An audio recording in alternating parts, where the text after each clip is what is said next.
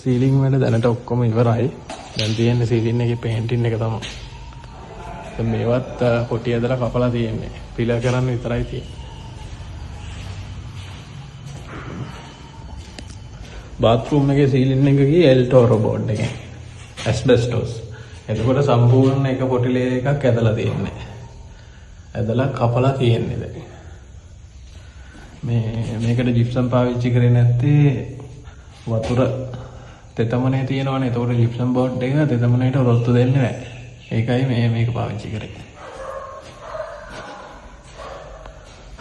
හරි මේකත් කොටි ඇදලා කපලා තියෙන්නේ. දැන් මේක ෆිලර් කරපුවාම නීට් එකටම එනවා.